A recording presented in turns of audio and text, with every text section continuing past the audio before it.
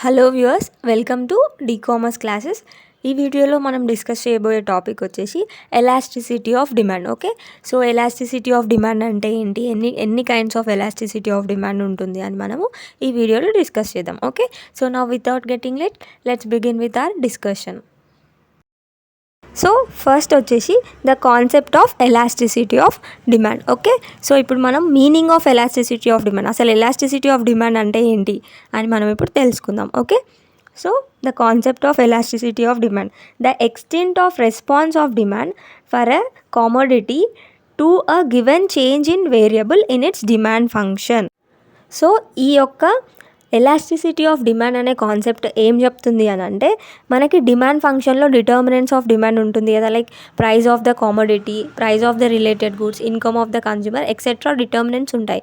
So వీటినే మనము variables determining demand అని కూడా చెప్తాం అనమాట. ఓకే, సో డిమాండ్ ఫంక్షన్లో ఉన్న ఒక్క వేరియబుల్ సర్టెన్ పర్సంటేజ్తో చేంజ్ అయినప్పుడు డిమాండ్ అనేది ఎంత పర్సంటేజ్తో చేంజ్ అవుతుంది అని చెప్పే కాన్సెప్టే మనకి ఎలాస్టిసిటీ ఆఫ్ డిమాండ్ అనమాట. ఓకే, సో ఒక్కొక్క వేరియబుల్ చేంజ్ అవుతున్నప్పుడు డిమాండ్ అనేది ఎట్లా రెస్పాండ్ అవుతుంది, ఎట్లా చేంజ్ అవుతుంది అని మనకి ఈ ఎలాస్టిసిటీ ఆఫ్ డిమాండ్ అనే కాన్సెప్ట్ చెప్తుంది అనమాట. Okay, so this is regarding the meaning of elasticity of demand.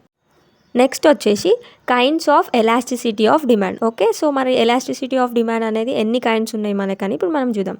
So first వచ్చేసి price elasticity of demand, next income elasticity of demand and cross elasticity of demand అనమాట. Okay, so price elasticity of demand అనే concept మనకి ఏం చెప్తుంది అని అంటే, demand ఫంక్షన్లో ఉన్న డిటర్మినెంట్స్లో ఏమీ చేంజెస్ రాకుండా ఓన్లీ ప్రైజెస్లో చేంజ్ వచ్చినప్పుడు డిమాండ్ అనేది ఎట్లా రెస్పాండ్ అవుతుంది అని చెప్పే కాన్సెప్టే మనకి ప్రైస్ ఎలాస్టిసిటీ ఆఫ్ డిమాండ్ అనమాట. ఓకే, సో సింపుల్ వర్డ్స్లో చెప్పాలంటే, లైక్ డిటర్మినెంట్స్ అన్నీ సేమ్ ఉండి ప్రైస్ అనేది సర్టెన్ పర్సంటేజ్తో చేంజ్ అవుతున్నప్పుడు మనకి డిమాండ్ అనేది ఎంత పర్సెంట్తో చేంజ్ అవుతుంది అని మనకి ప్రైస్ ఎలాస్టిసిటీ ఆఫ్ డిమాండ్ అనే కాన్సెప్ట్ చెప్తుంది అనమాట. ఓకే, అండ్ నెక్స్ట్ వచ్చేసి ఇన్కమ్ ఎలాస్టిసిటీ ఆఫ్ డిమాండ్ అనమాట. ఓకే, సో ఈ కాన్సెప్ట్ మనకి ఏం చెప్తుంది అని అంటే, లైక్ అన్ని డిటర్మినెంట్స్ ఆఫ్ డిమాండ్స్ ఏముండి ఓన్లీ ఇన్కమ్లో చేంజెస్ వచ్చినప్పుడు డిమాండ్ అనేది ఎట్లా రెస్పాండ్ అవుతుంది, డిమాండ్ అనేది ఎట్లా చేంజ్ అవుతుంది అని చెప్పే కాన్సెప్టే మనకి ఇన్కమ్ ఎలాస్టిసిటీ ఆఫ్ డిమాండ్ అనమాట. ఓకే, అండ్ నెక్స్ట్ వచ్చేసి క్రాస్ ఎలాస్టిసిటీ ఆఫ్ డిమాండ్ అనమాట. ఓకే,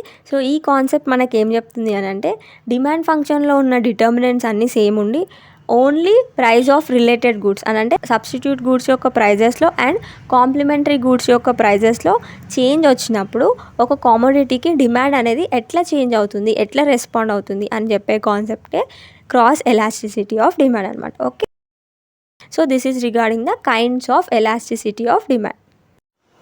సో నెక్స్ట్ మనము ఈ kinds of elasticity of demand ఉంది కదా, సో వీటిలో 1 by 1 డీటెయిల్గా చదువుకుందాం. ఓకే, సో ఈ వీడియోలో మనము price elasticity of demand and types of price elasticity of demand గురించి డిస్కస్ చేద్దాం. ఓకే, సో ఫస్ట్ వచ్చేసి meaning of price elasticity of demand. Okay, so price elasticity of demand, the extent of response of demand for a commodity to a given change in price, other demand determinants remaining constant is termed as a price elasticity of demand. Okay, so price elasticity of demand అనే concept మనకి ఏం చెప్తుంది అని అంటే, determinants of డిమాండ్లో అన్ని determinants కాన్స్టెంట్గా ఉండి ఏం చేంజెస్ లేకుండా ఉండి ఓన్లీ ప్రైస్ చేంజెస్కి డిమాండ్ అనేది ఎట్లా రెస్పాండ్ అవుతుంది, ఎట్లా చేంజ్ అవుతుంది అని చెప్పే కాన్సెప్టే ప్రైస్ ఎలాస్టిసిటీ ఆఫ్ డిమాండ్ అనమాట. ఓకే, సో ఈ ప్రైస్ ఎలాస్టిసిటీ ఆఫ్ డిమాండ్ని మనము స్మాల్ ఈతోని డినోట్ చేస్తాం అనమాట. ఓకే,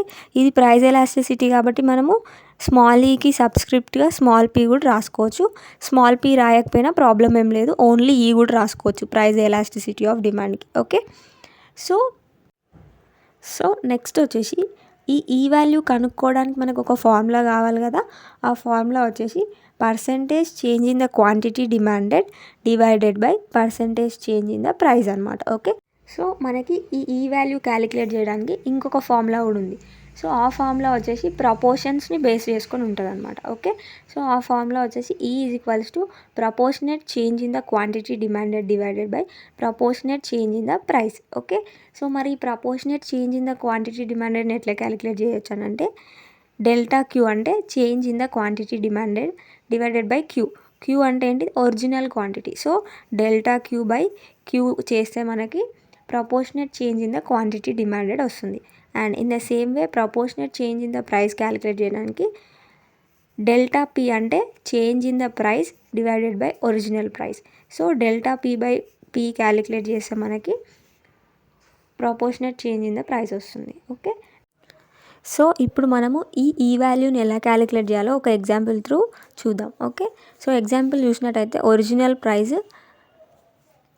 P1 10 ఉంది, ఒరిజినల్ క్వాంటిటీ Q1 12 ఉంది, 12 kgs. Okay, and changed price ఇప్పుడు న్యూ ప్రైస్ వచ్చేసి P2 12 ఉంది అండ్ న్యూ క్వాంటిటీ వచ్చేసి 10 ఉంది, 10 kgs. ఓకే, సో మనం ఫస్ట్ వచ్చేసి price change and quantity change కనుక్కుందాం. ఓకే, సో ప్రైస్ చేంజ్ని మనం ఎట్లా ఇండికేట్ చేస్తాం, ఎంత ప్రైస్ చేంజ్ అయిందని అంటే delta P and delta Q వచ్చేసి quantity change. Okay, price change is equals to new price minus old price, P2 minus P1 is equals to 12 minus 10 2. Okay, and quantity change is equals to new quantity minus old quantity Q2 minus Q1. Okay, 10 minus 12 is equals to -2 వస్తుంది. ఆ minus సైన్ని ignore చేయాలి. Okay, అందుకనే only 2 తీసుకున్నాం ఇక్కడ. Okay, so price ఎంత change అయింది 2 rupees, quantity ఎంత change అయింది 2 kgs. ఓకే, నెక్స్ట్ ఇప్పుడు మనము పర్సంటేజ్లో కనుక్కుందాం.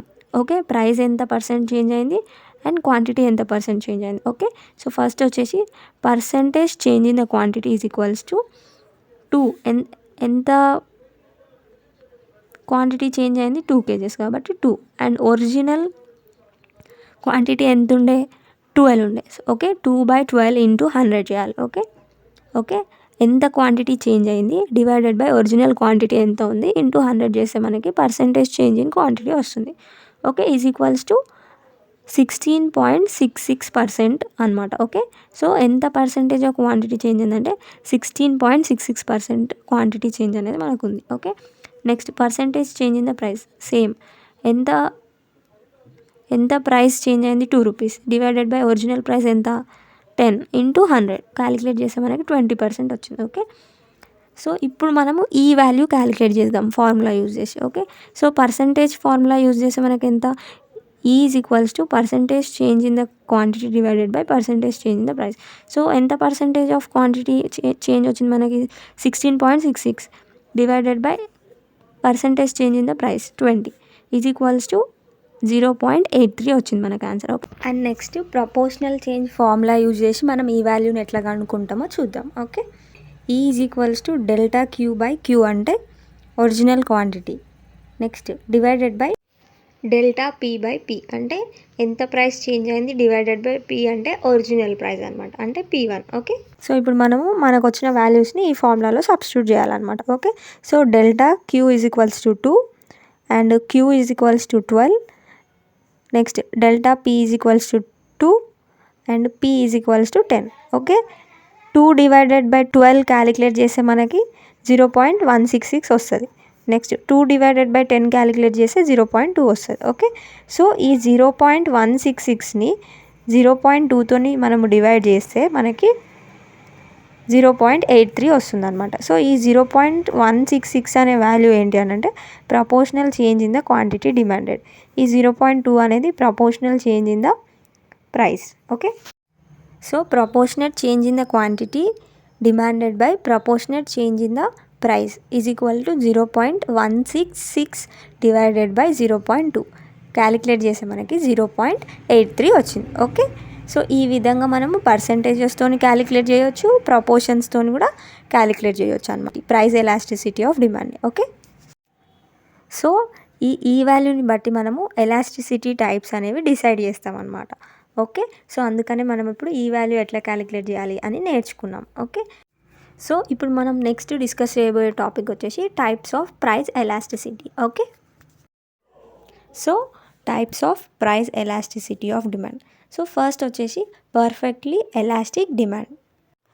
So perfectly elastic demand, an endless demand for a commodity at a given price is called perfectly elastic demand. When demand is perfectly elastic with slight or small rise in the price, the consumer stops buying it. ఎప్పుడైతే ఒక కామోడిటీకి ఒక particular price ఉన్నప్పుడు endless demand ఉంటుందో, అంటే unlimited demand ఉంటుందో, ఆ సిచ్యువేషన్ని మనము పర్ఫెక్ట్లీ ఎలాస్టిక్ డిమాండ్ అంటాం అనమాట. ఓకే, సో ఇట్లా పర్ఫెక్ట్లీ ఎలాస్టిక్ డిమాండ్ ఉన్న కామోడిటీస్కి ఒకవేళ కొంచెం ప్రైస్ ఇంక్రీజ్ అయినా కానీ no one is going to buy, demand అనేది జీరోకి పడిపోతుంది. ఎండ్లెస్ డిమాండ్ నుంచి డిమాండ్ అనేది జీరోకి పడిపోయే ఛాన్సెస్ కూడా ఉంటాయి అన్నమాట. ఓకే, సో ఫర్ ఎగ్జాంపుల్ ఇప్పుడు 3 సాల్ట్ బ్రాండ్స్ ఉన్నాయనుకుందాం. ఒకటి టాటా, ఇంకొకటి ప్యూరో, ఇంకొకటి సఫోలా. ఓకే, సో ఈ 3 బ్రాండ్స్లో టాటా బ్రాండ్కి ఒక పర్టికులర్ ప్రైస్ దగ్గర డిమాండ్ అనేది అన్లిమిటెడ్ అయింది అనుకుందాం. ఓకే, సో డిమాండ్ అనేది అన్లిమిటెడ్ అయింది కదా అని చెప్పేసి వీళ్ళు కొంచెం ప్రైస్ ఇంక్రీజ్ చేసి ఏమవుతుందనంటే సేమ్ ప్రైస్కి వాళ్ళకి సఫోలా అండ్ ప్యూరో ఆల్టర్నేటివ్స్ ఉన్నాయి కాబట్టి ఈ బయర్స్ అందరు ఏం చేశారు, వేరే బ్రాండ్స్ కొనుక్కోవడం స్టార్ట్ చేశారు. అప్పుడు టాటాకి జీరో డిమాండ్ అయిపోతుంది అనమాట. Okay, so a small rise in price lead to fall in demand to zero. Okay, and this is the case of salt. Next వచ్చేసి మనము కాఫీ, టీ వీటి ఎగ్జాంపుల్స్ కూడా తీసుకోవచ్చు. ఒక బ్రాండ్ ప్రైస్ ఎక్కువైతే మనం ఇంకొక బ్రాండ్కి షిఫ్ట్ అయ్యే ఛాన్సెస్ ఉంటాయి కాబట్టి మనం ఏ బ్రాండ్ అయితే వదిలేస్తున్నామో ఆ బ్రాండ్కి డిమాండ్ అనేది జీరో అయ్యే ఛాన్సెస్ ఉంటాయి అన్నమాట. Okay, so this is a case of perfectly elastic demand. So ఈ పర్ఫెక్ట్లీ ఎలాస్టిక్ డిమాండ్ కేసులో ఈ వాల్యూ అనేది ఇన్ఫినిటీ ఉంటుందన్నమాట. ఓకే, సో ఇక్కడ మనం గ్రాఫ్ చూసినట్టయితే ఎక్స్ యాక్సిస్లో క్వాంటిటీ, వై యాక్సిస్లో ప్రైస్ చూపిస్తున్నాం. ఓకే, సో ఇక్కడ ప్రైస్ పీ ఉన్నప్పుడు డిమాండ్ అనేది ఇన్ఫినిటీ ఉంది, అంటే ఇక్కడ మనం ఒక క్వాంటిటీ అనేది మెన్షన్ చేయలేకపోతున్నాము. అండ్ ఈ డీడీ అనే డిమాండ్ కర్వ్ అనేది మనకి ఎక్స్ యాక్సిస్కి హారిజెంటల్గా అంటే ప్యారలర్గా ఉంది. ఓకే, సో ఇట్లా ఎక్స్ యాక్సిస్కి డిమాండ్ కర్వ్ అనేది ప్యారలర్గా ఉన్నప్పుడు డిమాండ్ అనేది ఇన్ఫినిటీ ఉంది అని చెప్తాం అనమాట. ఓకే, అందుకనే ఈ ఈజ్ ఈక్వల్స్ టు ఇన్ఫినిటీ అని రాసాం ఇక్కడ. ఓకే, ఇక్కడ మనం గుర్తుపెట్టుకోవాల్సిన ఒక చిన్న పాయింట్ ఏంటి అని అంటే ఈ పర్ఫెక్ట్లీ ఎలాస్టిక్ డిమాండ్ అనే కాన్సెప్ట్ అనేది మనకి థియరాటికల్గా మాత్రమే వర్క్ అవుతుంది. ప్రాక్టికల్గా రియల్ వరల్డ్లో చూసినప్పుడు ఇది వర్క్ అవ్వదు. Okay, so this is regarding perfectly elastic demand. And next వచ్చేసి perfectly inelastic demand. When there is no response in demand for a commodity with the change in the price, it is called as perfectly inelastic demand. Thus the elasticity is zero, that is E is equals to 0 అనమాట. Okay, so perfectly inelastic demand కేసులో ఏమవుతుంది అని అంటే ఒక commodity యొక్క price change అయినప్పుడు quantity డిమాండెడ్లో ఎటువంటి చేంజ్ అనేది ఉండదన్నమాట. ఓకే, ఇక్కడ మనము ఎగ్జాంపుల్లో చూసినట్టయితే వై యాక్సిస్లో ప్రైస్, ఎక్స్ యాక్సిస్లో క్వాంటిటీ డిమాండెడ్ ఉంది. ఓకే, సో ప్రైస్ 10 ఉన్నప్పుడు క్వాంటిటీ డిమాండెడ్ 10 ఉంది. ప్రైస్ 8 ఉన్నప్పుడు క్వాంటిటీ డిమాండెడ్ 10 ఉంది. ప్రైస్ 12 ఉన్నప్పుడు క్వాంటిటీ డిమాండెడ్ 10 ఉంది. అంటే ఇక్కడ డిమాండ్లో చేంజ్ అనేది జీరో అనమాట. డిమాండ్ అనేది ఎంత మాత్రం చేంజ్ అవ్వలేదు, సేమ్ ఉంది, 10 యూనిట్స్ ఉంది. ప్రైస్ పెరగని తగ్గని, కానీ డిమాండ్లో మాత్రం ఎటువంటి చేంజ్ రాలేదు. కాబట్టి ఇక్కడ ఈ వాల్యూ అంటే ప్రైస్ ఎలాస్టిసిటీ వాల్యూ అనేది జీరో ఉంది అనమాట. ఓకే, ఇక్కడ స్మాల్ ఈ value zero.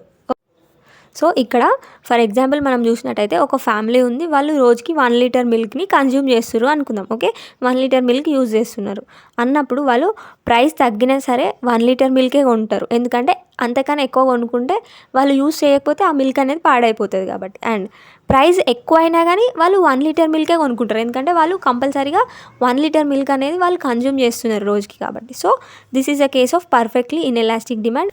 And next third వచ్చేసి relatively elastic demand. When the proportionate change in the quantity demanded is greater than that of its price, the demand is called as relatively elastic demand. It is E greater than 1. Okay, so ఎప్పుడైతే quantity డిమాండెడ్లో వచ్చిన proportionate change అనేది ప్రైస్లో వచ్చిన proportionate change కన్నా ఎక్కువగా ఉంటుందో అప్పుడు మనము డిమాండ్ని రిలేటివ్లీ ఎలాస్టిక్ డిమాండ్ అని చెప్తాము. అండ్ ఈ అనేది గ్రేటర్ దెన్ 1 ఉంటుందన్నమాట. ఓకే, సో ఇప్పుడు ఇది మనం ఒక ఎగ్జాంపుల్ త్రూ అర్థం చేసుకుందాం. ఓకే, సో ఎగ్జాంపుల్ వచ్చేసి P1 వచ్చేసి 100 ఉంది అనుకుందాం, P2 వచ్చేసి 80 ఉంది అనుకుందాం. ఓకే, సో ప్రైస్ అనేది 100 నుంచి 80 అయింది. ఓకే, అండ్ Q1 వచ్చేసి 1000 అండ్ Q2 వచ్చేసి 1300. అంటే క్వాంటిటీ అనేది ఇంక్రీజ్ అయింది, 1000 నుంచి 1300కి ఇంక్రీజ్ అయింది. ఓకే, అండ్ ప్రైస్ చేంజ్ ఎంత ఉంది ఇక్కడ 80 మైనస్ 100 చేస్తే మనకి 20 వస్తుంది, -20 వస్తుంది, కానీ మనం మైనస్ సైన్ని ఇగ్నోర్ చేయాలన్నమాట. ఓకే, సో ప్రైస్ చేంజ్ అనేది 20. డెల్టా పీ అనేది 20 ఇక్కడ. Okay, next delta Q is equals to 1300 minus 1000 చేస్తే మనకి 300 వస్తుంది. ఓకే, ఇప్పుడు ప్రపోర్షనేట్ చేంజ్ అనేది కనుక్కుందాం మనం. ఓకే, సో క్వాంటిటీలో ప్రపోర్షనేట్ చేంజ్ ఎట్లా కనుక్కుంటాం మనము? Delta Q by queue.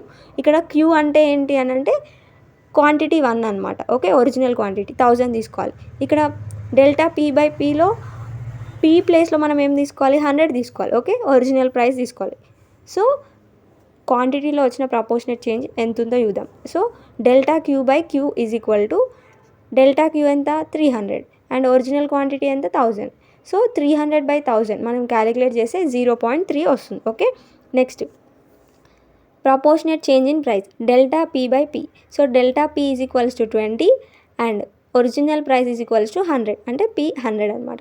So 20 by 100 calculate చేస్తే మనకి 0.2 వస్తుంది అనమాట. సో ఇక్కడ చూసినట్టయితే మనకి ప్రపోర్షనేట్ చేంజ్ ఇన్ డిమాండ్ అనేది 0.3 ఉంది, ప్రపోర్షనేట్ చేంజ్ ఇన్ ప్రైస్ అనేది 0.2 ఉంది. సో ఏది ఎక్కువ ఉంది ఇందులో? 0.3 అనేది ఎక్కువ కదా, అంటే ఇక్కడ proportionate change in quantity demanded అనేది ఎక్కువగా ఉంది ప్రపోర్షనేట్ చేంజ్ ఇన్ ప్రైస్ కన్నా. సో ఈ కేసులో మనం డిమాండ్ని ఏం చెప్తామనంటే రిలేటివ్లీ ఎలాస్టిక్ డిమాండ్ అని చెప్తామన్నమాట. ఓకే, అండ్ ఇక్కడ మనము గ్రాఫ్ వేసేటప్పుడు ఎట్లా వేయాలి రిలేటివ్లీ ఎలాస్టిక్ డిమాండ్ కేసులో అంటే ఇక్కడ మనము వై యాక్సిస్లో ప్రైస్ చూపిస్తున్నాం కదా. సో ప్రైస్ చేంజ్ అనేది తక్కువగా ఉంది క్వాంటిటీ చేంజ్తో కంపేర్ చేస్తే, కాబట్టి ఈ P1కి P2కి డిస్టెన్స్ అనేది కొంచెం తక్కువ చూపించాలి, Q1కి Q2కి డిస్టెన్స్ అనేది కొంచెం ఎక్కువ చూపించాలన్నమాట. ఓకే, సో రిలేటివ్లీ ఎలాస్టిక్ డిమాండ్కి ఈ విధంగా గ్రాఫ్ అనేది వేయాలి. ఓకే, అండ్ నెక్స్ట్ వచ్చేసి మనము ఈ వాల్యూ కూడా క్యాలిక్యులేట్ చేసి చూద్దాం. ఓకే, సో ఈ వాల్యూ వచ్చేసి proportionate change in quantity divided by proportionate change in price. So అంటే E is equals to 0.3 divided by 0.2 is equal to 1.5 మనకి ఆన్సర్ అనేది వస్తుంది. అంటే రిలేటివ్లీ ఎలాస్టిక్ డిమాండ్ ఉన్నప్పుడు ఈ వాల్యూ అనేది గ్రేటర్ దెన్ 1 ఉంటుంది. Okay, so this is all about the relatively elastic demand. And next వచ్చేసి relatively inelastic demand. When the proportionate change in quantity demanded is less than that of price, the demand is called as relatively inelastic demand. It is E less than 1. Okay, so ఎప్పుడైతే quantity డిమాండెడ్లో వచ్చిన proportionate change అనేది proportionate change in price కన్నా తక్కువగా ఉంటుందో ఆ సిచ్యువేషన్లో మనము డిమాండ్ని రిలేటివ్లీ ఇన్ఎలాస్టిక్ డిమాండ్ అని చెప్తామన్నమాట. ఓకే, సో ఎప్పుడైతే proportionate change in quantity demanded అనేది ప్రపోర్షనేట్ చేంజ్ ఇన్ ప్రైస్ కన్నా తక్కువగా ఉంటుందో అప్పుడు మనము డిమాండ్ని రిలేటివ్లీ ఇన్ఎలాస్టిక్ డిమాండ్ అని చెప్తామన్నమాట. ఓకే, సో ఇప్పుడు మనము ఇది ఒక ఎగ్జాంపుల్ త్రూ అర్థం చేసుకుందాము. ఇందాకదే సేమ్ ఎగ్జాంపుల్ కాకపోతే స్మాల్ చేంజ్ అనమాట. సో ప్రైస్ అనేది ఫస్ట్ 100 ఉంది, తర్వాతకి P2 అనేది 80 అయింది, అంటే 20 రూపీస్ డ్రాప్ అయింది. Q1 అనేది 1000 ఉంది, Q2 అనేది 1100 ఉంది. ఓకే, డెల్టా పీ అంటే ప్రైస్ చేంజ్ ఎంత? 80 మైనస్ 100, ఇక్కడ -20 రావాలి, కానీ మైనస్ సైన్ని మనము ఇగ్నోర్ చేస్తాం అనమాట. ఓకే, అండ్ నెక్స్ట్ వచ్చేసి delta Q 1100 minus 1000 is equals to 100. Okay, so proportionate change in quantity demanded ఎంత ఉందో చూద్దాం. So delta Q by Q, ఇక్కడ క్యూ అంటే Q1 అనమాట. Okay, so 100 divided by 1000 is equal to 0.1. Next proportionate change in price delta P by P, ఇక్కడ P అంటే P1 అనమాట original price. Okay, 20 by 100 calculate చేస్తే మనకి 0.2 వస్తుంది. ఓకే, సో ఇక్కడ మనం అబ్జర్వ్ చేసినట్టయితే 0.1 కన్నా 0.2 ఎక్కువ, అంటే ప్రపోర్షనేట్ చేంజ్ ఇన్ ప్రైజే ఎక్కువగా ఉంది ప్రపోర్షనేట్ చేంజ్ ఇన్ క్వాంటిటీ కన్నా. సో కాబట్టి ఇది రిలేటివ్లీ ఇన్ఎలాస్టిక్ డిమాండ్ అని మనం చెప్పొచ్చు అనమాట. అండ్ ఈ value is equal to proportionate change in quantity demanded divided by proportionate change in price. Okay, 0.1 divided by 0.2 is equals to 0.5 అని మనకి ఆన్సర్ వస్తుంది, అంటే E is less than 1. Okay, so మనము ఈ రిలేటివ్లీ ఇన్ఎలాస్టిక్ డిమాండ్కి graph వేస్తున్నప్పుడు X యాక్సిస్లో క్వాంటిటీ చూపిస్తాం, వై యాక్సిస్లో ప్రైస్ చూపిస్తాం కదా. ఓకే, సో ప్రైస్ చూపిస్తున్నప్పుడు ఏం చేయాలి అని అంటే P1కి P2కి ఉన్న గ్యాప్ కొంచెం ఎక్కువ చూపించాలి, Q1కి Q2కి ఉన్న గ్యాప్ కొంచెం తక్కువ చూపించాలన్నమాట. ఎందుకనంటే ప్రైస్ చేంజే ఎక్కువగా ఉంది క్వాంటిటీ చేంజ్ కన్నా అని మనం ఇండికేట్ చేయాలి. కాబట్టి ఇట్లా ప్రైస్కి గ్యాప్ అనేది ఎక్కువ ఉండాలి, క్వాంటిటీస్కి మధ్యలో గ్యాప్ అనేది తక్కువ ఉండాలన్నమాట. ఓకే, ఇక్కడ P1 నుంచి Q1కి ఒక పాయింట్ ఇచ్చినాం అండ్ P2 నుంచి Q2కి ఒక పాయింట్ ఇచ్చినాం కదా. ఈ 2 పాయింట్స్ని కలిపితే మనకి డిమాండ్ కర్వ్ అనేది వస్తుంది. Okay, so this is regarding the relatively inelastic demand. And next వచ్చేసి unitary elastic demand. When the proportionate change in the quantity demanded of a commodity is exactly same or equal as the change in the price, it is called as unitary elastic demand. Here it is E is equal to 1. So ఎప్పుడైతే proportionate change in the quantity demanded అనేది proportionate change in the ప్రైస్కి ఈక్వల్గా ఉంటుందో అప్పుడు మనము demand అనేది unitary elastic demand అని చెప్తామన్నమాట. So ఇక్కడ ఎగ్జాంపుల్ చూసినట్టయితే సేమ్ ఎగ్జాంపుల్ P1 అనేది 100 ఉంది, P2 అనేది 80 అయింది. ఓకే, Q1 అనేది 1000 ఉంది, Q2 అనేది 1200 అయింది. ఓకే, చేంజ్ ఇన్ ప్రైస్ వచ్చేసి delta P is equals to 80 minus 100 is equals to -20, minus సైన్ని మనం ఇగ్నోర్ చేస్తాం, so 20. Next change in quantity delta Q is equals to 1200 minus 1000 is equal to 200. Okay, so మన proportionate change in quantity demanded ఎంత ఉందో చూద్దాం.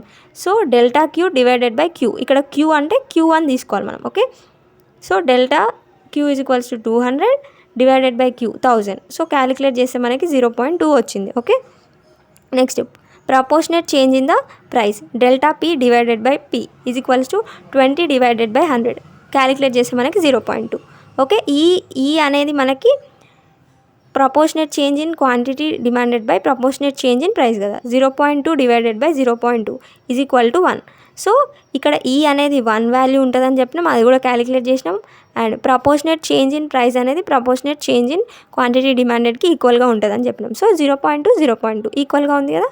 So this is regarding unitary elastic demand. And next graph వచ్చేసి, so మనము unitary elastic డిమాండ్కి graph వేసేటప్పుడు X యాక్సిస్లో quantity demanded, Y యాక్సిస్లో ప్రైస్ చూపిస్తాం కదా. ఓకే, సో ఇక్కడ ప్రైస్ P1 అండ్ P2కి ఎంత డిస్టెన్స్ అయితే ఉందో Q1కి Q2కి కూడా అంతే డిస్టెన్స్ ఉండాలి. ఎందుకంటే సేమ్ డిఫరెన్స్ ఉంది కదా, ప్రపోర్షనేట్ చేంజ్ అనేది సేమ్ ఉంది కాబట్టి ఈ Q1కి Q2కి P1కి P2కి సేమ్ డిస్టెన్స్ ఉండాలి. ఒకవేళ P1 నుంచి P2కి 1 సెంటీమీటర్ తీసుకున్నారనుకోండి, మీరు Q1 నుంచి Q2కి కూడా 1 సెంటీమీటరే తీసుకోవాలన్నమాట. సో ఈ విధంగా ఈ Q1ని P1ని ఫేస్ చేసి ఒక పాయింట్ అండ్ P2ని Q2ని ఫేస్ చేసి ఒక పాయింట్ డ్రా చేసుకొని ఆ రెండు పాయింట్స్ని కలిపితే మనకి డిమాండ్ కర్వ్ అనేది వస్తుందన్నమాట. ఓకే, సో ఇక్కడ E ఈజ్ ఈక్వల్ టు 1 ఉంటుంది. So this is about unitary elastic demand. And with this we have completed the types of price elasticity of demand. Okay, so ఈ వీడియోలో మనం వచ్చేసి ఎలాస్టిసిటీ ఆఫ్ డిమాండ్ అంటే ఏంటి, ఎన్ని kinds of elasticity of demand ఉన్నాయి, price elasticity of demand అంటే ఏంటి, types of price elasticity of demand ఏమేమి ఉన్నాయని డిస్కస్ చేసినాం అనమాట. Okay, and I hope that you are clear with the concept. And if you have liked my explanation, please like, share and subscribe. Thanks for watching.